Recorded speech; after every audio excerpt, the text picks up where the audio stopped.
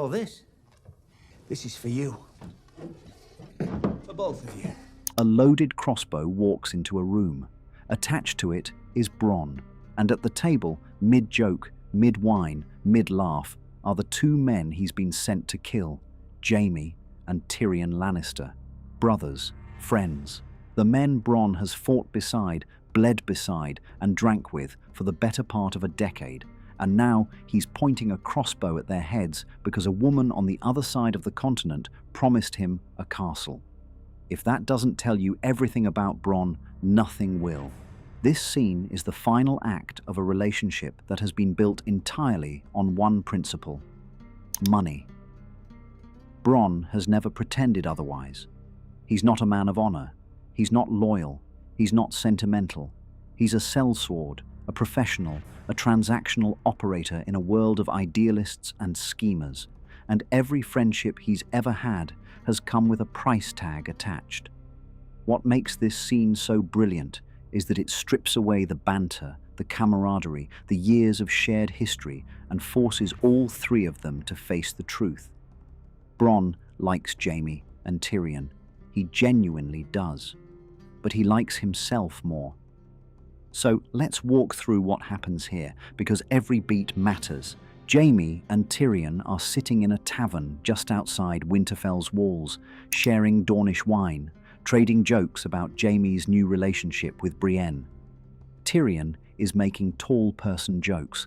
I'm happy that you'll finally have to climb for it. The mood is light. The war against the dead is over. For a brief, fragile moment, the Lannister brothers are just two men enjoying each other's company. And then Bronn kicks in the door. A pair of tall blonde toffs. Must be like looking in the mirror. I mean, he doesn't even knock. He walks in carrying a loaded crossbow. And not just any crossbow. This is the same weapon Tyrion used to kill their father Tywin on the Privy. Cersei chose this crossbow deliberately. She could have sent any weapon. She sent this one because it's a message wrapped in wood and steel. You killed our father with this, and now I'm sending it back to finish the job. It's poetic cruelty, and it's pure Cersei. Even the weapon she sends is designed to hurt before it kills. And there's a second layer of symbolism that Cersei probably didn't intend. This crossbow has now been aimed at 3 Lannisters. Tywin died to it. Jaime and Tyrion are staring down the same bolt. The Lannister family has been destroying itself with the same weapon for years. Bronn is just the latest person to pick it up. Now, Bronn doesn't waste time on pleasantries.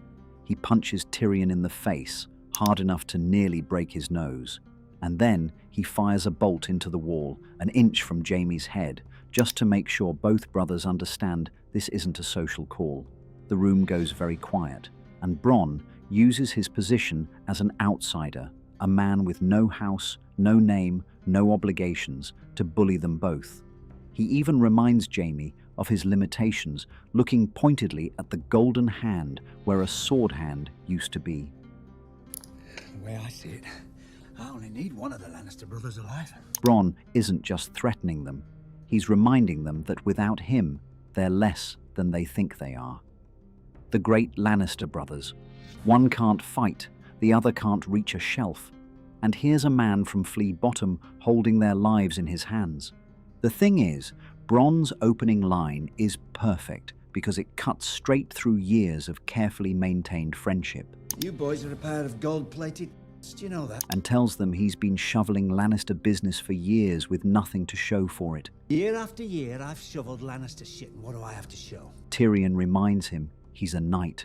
You're a knight, thanks to me. Bronn fires back that the knighthood came from his own skill on the battlefield, not Tyrion's generosity. And without land or coin, a title is just a word. You see, this is the core of Bronn's worldview, and it hasn't changed since the first time we met him. Bronn doesn't care about honor. He doesn't care about legacy.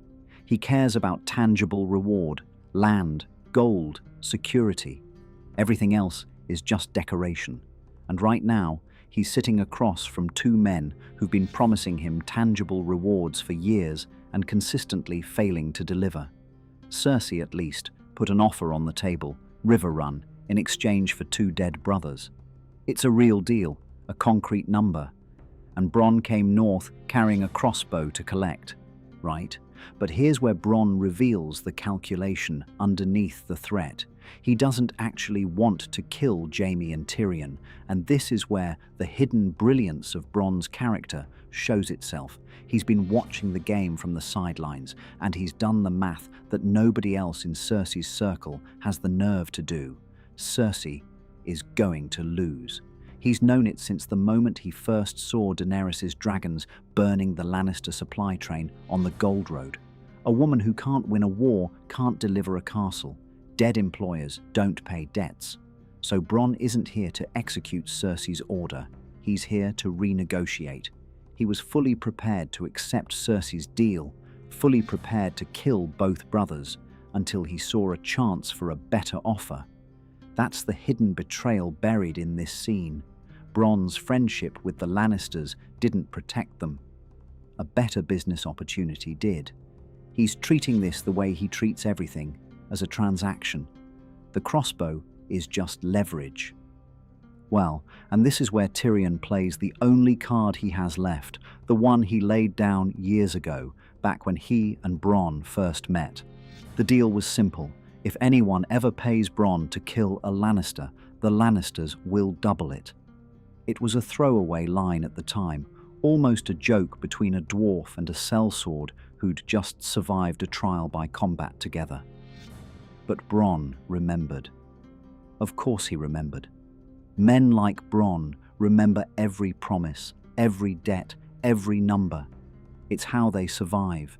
And Tyrion, for his part, honors the deal. Not because he has to, but because he knows that a Lannister who always pays his debts can secure loyalty through promises, even when the property isn't technically his to give yet. The Lannister family motto isn't just a saying, it's a business model, and Tyrion is using it right now to buy his own life. So Tyrion does the math. Cersei offered River Run. Double River Run is Highgarden, What's Double River Run? Highgarden, you could be Lord of the Reach. the seat of the Reach, one of the richest castles in Westeros, the former home of House Tyrell, a family now extinct, their seat empty, their lands unclaimed. Tyrion offers it without hesitation, because what's a castle you don't own yet when the alternative is a crossbow bolt in the chest? Look, Jaime's reaction is telling. He's furious. He snarls that Highgarden will never belong to a cutthroat. Highgarden will never belong to a cutthroat. And Bronn fires back with the single most important line of the scene. Who were your ancestors? The ones who made your family rich? Fancy lads in silk? They were cutthroats. That every great house in Westeros started the same way.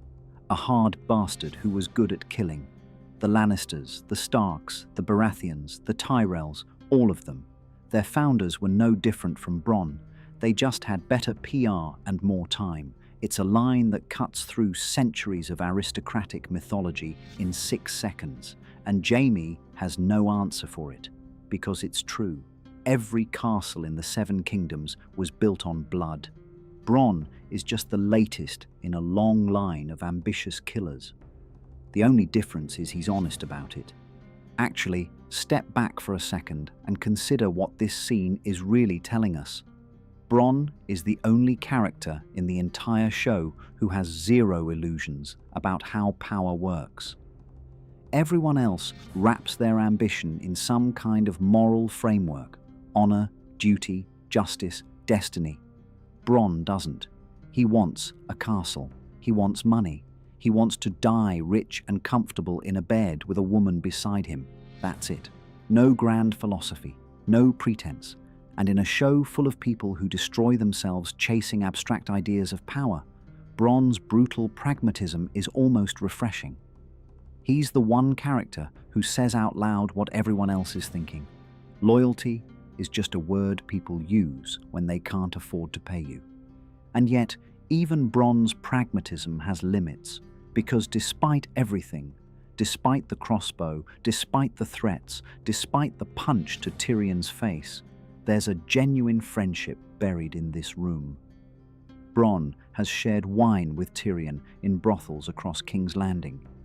He saved Jaime's life on the battlefield, physically tackling him out of the path of dragonfire during the loot train attack when Jaime charged at Drogon like a madman. He didn't have to do that. Nobody was paying him to save Jaime in that moment. He did it because, and this is the part Bronn would never admit out loud, somewhere underneath the coin counting and the deal making, he actually gives a damn about these two idiots. But here's the thing Bronn clarifies to Jaime in this very scene, just so nobody gets confused.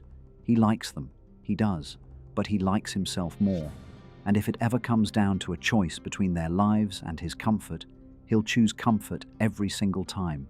That's not cruelty, that's clarity. And in a show where people die for loyalty, for love, for honor, Bronn's refusal to die for anything is almost its own kind of heroism. And when he leaves this tavern, accepting the deal, tucking the crossbow under his arm, his parting words aren't a threat. They're a warning. Don't die. He needs them alive, not because he cares, or not only because he cares, but because dead men can't pay debts. It's the most Bronn goodbye imaginable, affectionate and transactional at the same time. You know, what makes this scene land so hard is that it's the end of something. Bronn will never fight beside the Lannister brothers again. He tells them flatly, he's done fighting their wars. My fighting days are done. But I've still got a few killing days left, you hear me? He's been a soldier, a bodyguard, a champion, an assassin for hire, and a reluctant hero for this family. And he's finished. All he wants now is the bill, paid in full, in land. And if they try to cheat him, he'll come back, not as a friend, as a creditor. Basically, Bronn walks into this room holding a crossbow and walks out holding a promise. And the insane thing is, the promise gets kept. When the dust settles, when the war is over, when Bran sits on whatever's left of the throne and Tyrion serves as his hand, Bronn gets Highgarden. He becomes Lord of the Reach. He even gets a seat on the small council as Master of Coin, which is the most hilariously perfect appointment in the history of Westeros, because there has never been a man more qualified to manage money than a sellsword who built his entire career on knowing exactly what everything and everyone is worth. Technically, Bronn's entire arc can be reduced to a single idea. In a world where everyone is playing the Game of Thrones, one man refused to play and just sent an invoice instead. He didn't want the crown. He didn't want glory. He didn't want to save the world or break the wheel or fulfill a prophecy. He just wanted to get paid. And in the end, after kings and queens and dragons and ice zombies, the sellsword from nothing is the one who walks away with the biggest castle and the smallest number of regrets. Again, Bronn has always been honest about who he is. He's a killer who works for money. And in this scene, holding a crossbow on the two men he's closest to in the world, he proves that honesty is the one thing about him that has never been for sale.